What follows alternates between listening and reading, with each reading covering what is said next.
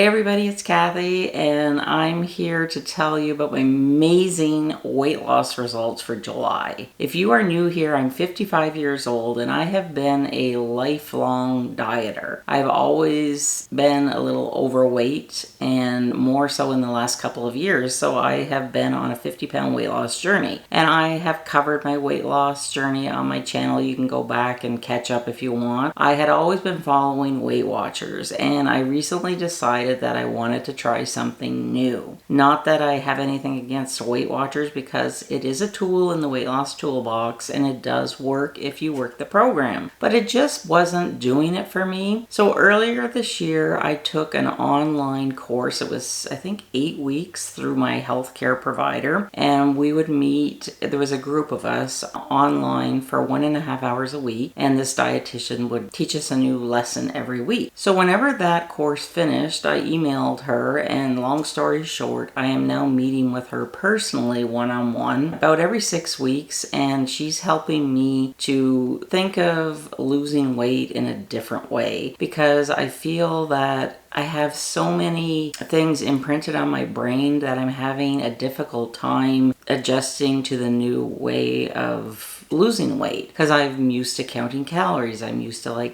counting points. So she's trying to teach me to forget all about the diet culture and just follow a very simple and basic plan. And we're going to get into that. I was kind of leery. I really didn't expect to lose any weight because I'm still trying to learn. And, I have slip-ups. I'm not perfect, and I'm not planning on being perfect because life happens. But if I can follow this plan 80% of the time, then I think that I will be successful. I should be successful. So I began my new weight loss journey on July 8th because I was away the first week of July. And for the first month following this very simple, new to me plan, I lost weight, and I was shocked, and I'm so excited and amazed because I really wasn't expecting much. And I lost weight by doing this one thing.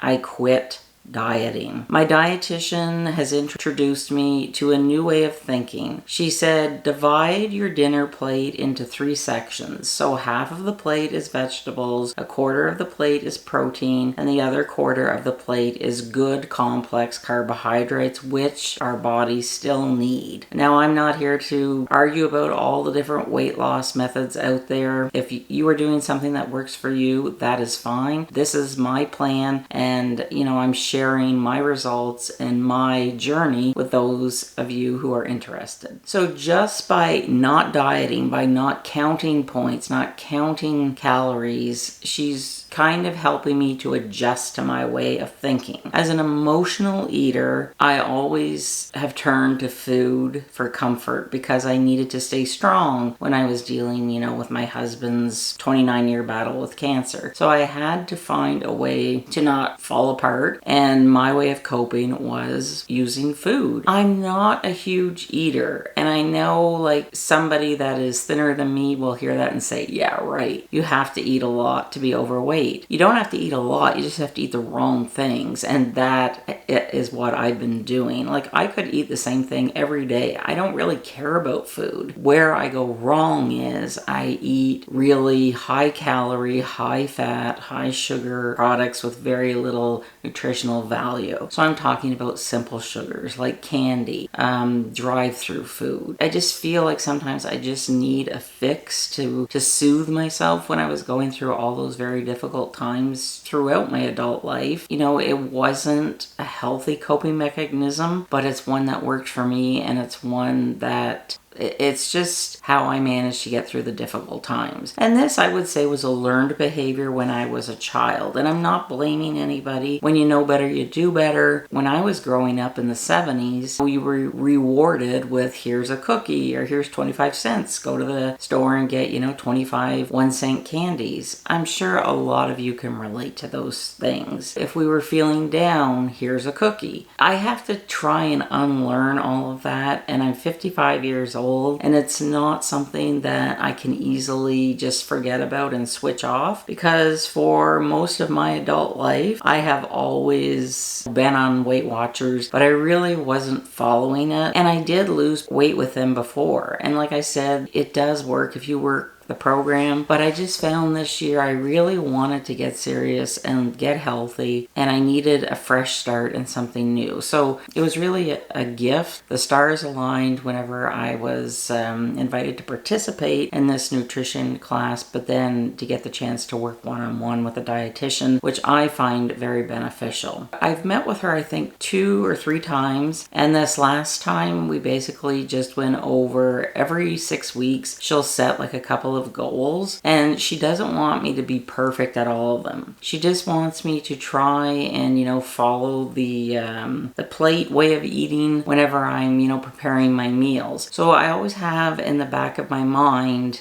say I'm having a chicken stir fry. I had that the other night for supper. I put lots of chicken in, which is my protein, and a ton of vegetables, and then we had rice on the side. So I could actually physically see with my eyes how much rice was on my plate, and I would say that it was like a quarter of the plate, which is what I should be aiming for. So with a stir fry, it's a little difficult because the vegetables and the protein are all mixed in together. So I gave myself a good heaping of stir fry. It was just vegetables, chicken, a little olive oil, some seasoning, some garlic. It was very healthy. If you are thinking of, say, making soup or a stew, a little tip that helps me is I'll try and like separate the meat, and as long as it's, say, the size of my palm, to me that is a serving size of chicken or beef or meat, whatever it is you're eating. So I wasn't too concerned about the stir fry because it's a very healthy meal. Eating chicken did not get me to be 50 pounds overweight. I really have to keep reminding myself that I don't have to count calories. Of course, I can't have 5 plates of the stir fry, but I think you can understand what I'm trying to say is take the focus off stressing about food, because in some of my past instances where I've lost 10-20 pounds, I'm still going to the drive-thru and eating that food and making it work in the plan. So I'm trying to unlearn all that bad behavior, and she's saying I can still go to the drive-thru, but maybe just make a healthier choice. Like if you are having a bad day and you need like some comfort food and the drive-thru does that for you, instead of maybe getting a burger and fries, maybe try a salad. And yeah, salad is still, it has a lot of calories with the salad dressing, but if you need that in that moment, it's fine. It's okay. You don't have to be perfect 100% of the time. Just can't eat like that every day. So I have been finding this really, really helpful. In July, since beginning after returning home from Alaska, I've lost 5.8 pounds, which to me is a gift because I really wasn't expecting to lose any, because I still question myself when I'm eating this way. It's almost like I feel guilty for eating that much food. And I know that sounds really, really stupid, but whenever, you've always thought about food and having to record what you ate, I seem to be eating more food this healthy way than what I was eating before, which does make sense, right? Because this food is very healthy. You can have more vegetables, a little more protein. It's also keeping me full and keeping me fuller longer so that I don't get the munchies. Although I do struggle a little bit at night, I never used to be like someone that would eat after dinner time, but in the last probably couple of years, going through the stress with my mom being ill and passing away, I find at night when I'm watching TV, I just mindlessly eat, and I was eating like those Werther original caramels, potato chips. I never used to like potato chips. That was my way, I guess, of unconsciously soothing myself. So we went over a few strategies that I'm going to share with you that I'm working on, and I report back to her, I think, after Labor Day weekend, so it'll be interesting to see how August goes. I just want to go over a few of the things. I wrote them down. Sorry about the glare on my glasses, but I can't see without them. But I want to make sure that I tell you about these because I feel that they're very important. And I do plan on doing a monthly update and sharing all the information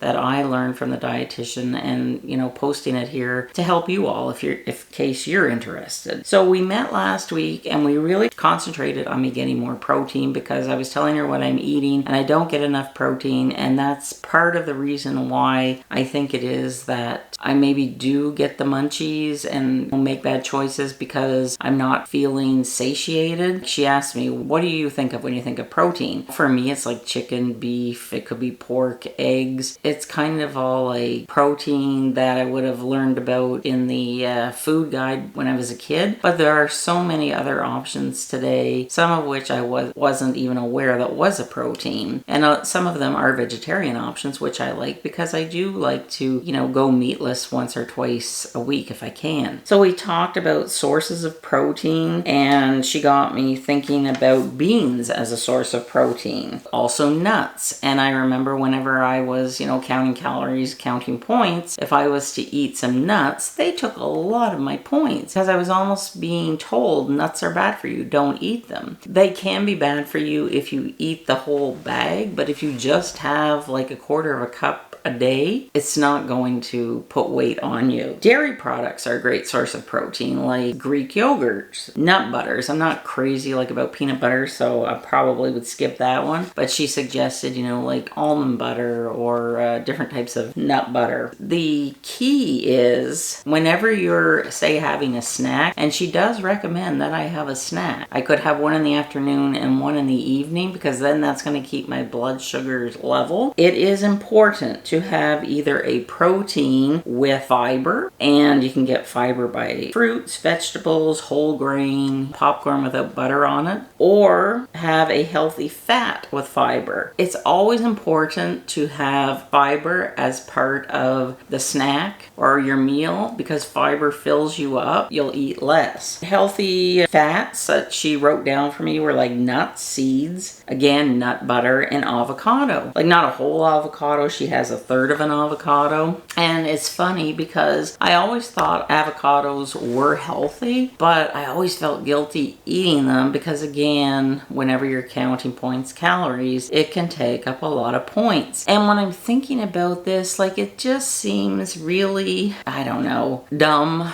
for lack of a better word, that I would feel guilty about eating a half of an avocado, but yet I'm okay to go and have a burger and fries. That's kind of twisted thinking. So this is, what is up here in my 55-year-old brain. So I'm really trying to erase all of my bad habits, all of my bad thoughts about dieting, about food, and really embrace this new way of thinking, because obviously I did it for not even a full month, like 3 weeks, and I lost 5.8 pounds. So I am excited. Now, I still am not exercising. I did really well the first, I would say, 10 days of July. Very active when we were on our cruise. I always am when I'm on vacation. I never put weight on when I'm on vacation because I'm very active. But we came home and it was like 30, 40 Celsius plus humidity. We had like 10 days straight where it was over 100 Fahrenheit. There's no way I'm going outside to exercise, and it's really hard for me to get motivated to work indoors. So that is something that I still struggle with and I have to work on. So I just have to find a way to kick myself in the butt and get walking 15 minutes 3 times a week. Start with that. She said, do not put so much pressure on myself, if I don't do it, because I have a habit of being very, very difficult on myself. I'm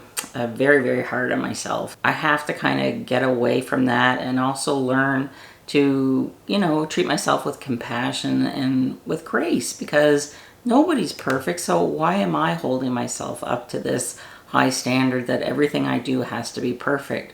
Because life isn't perfect. Life is perfectly imperfect. So I'll make a little slide and I'll put it on the screen, and if you want to take a screenshot of what she wrote up for me for snacks, to have the protein or a healthy fat with the fiber. It's key to have it with fiber.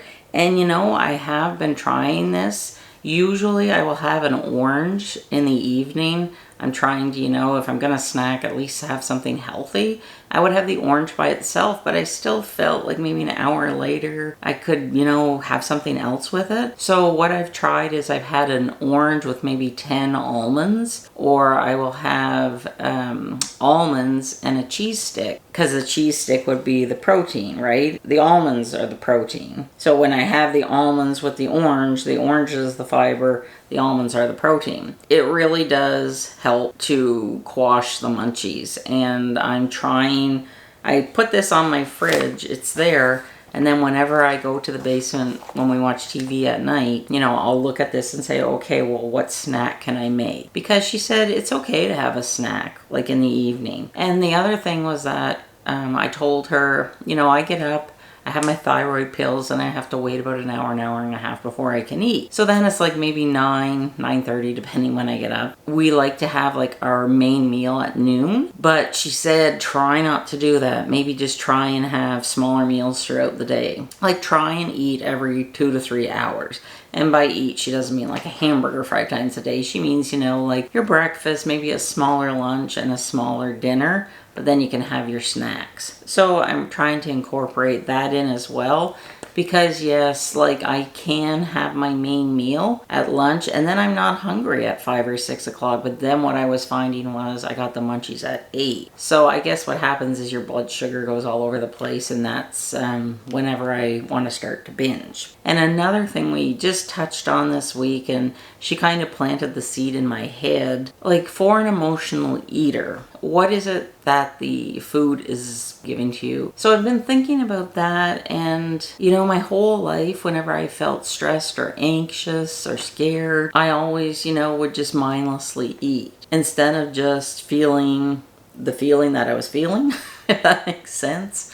So I guess I really have to dive deep into myself and say, well, what's wrong with this feeling, whatever it is you're feeling? Like, you don't have to make it out to be this big dramatic thing. Like the other night, my mom was, it had been 4 months since she passed away, and I have not yet grieved my mother. For the longest time, well, from when she passed to when we went to Alaska, I just buried myself in work. I've been working like 50, 60 hours a week on my YouTube channel, and I didn't have time to feel anything. And then something happened when I was away on my Alaska cruise. I actually could feel my father's presence with me the whole time. My dad's been dead now for 6 years. And before leaving for Alaska, anytime I thought of my mother, I thought of the last miserable 10 days of her life. And that is not how I want to remember her, and it's not how she would want to be remembered. I didn't think of my mother when I was in Alaska. I just felt my dad's presence the whole time. And since I've been home, I have had a few instances where I have thought of my mother, but the first thing that I thought about were the better memories. I haven't thought about her when she was dying. And that tells me I have yet to grieve my mother. Maybe I can't right now. Like maybe it's just too raw with everything else going on in my life. But I know that there will come a time when I will be able to feel those feelings. So I'm trying to be mindful of that and not wanting to feel the pain by eating, if that makes sense. I find this is so beneficial, meeting one-on-one with this dietitian, because sometimes, it's not really about the food, it's about the feeling. And as an emotional eater, that is something that I'm going to have to deal with for the rest of my life, because there's always going to be something going wrong. There's always going to be stress. But I promised myself when I turned 55 in June that I was going to be the healthiest version of me, because that is what my parents would want. And I am 1,000% thankful that I've gotten this far without any, major health conditions other than being hypothyroid, which I've been dealing with for 29 years, and migraines, which I can deal with. So I really kind of think of myself now as, the way I think of my body is, Cathy, your car's 55 years old.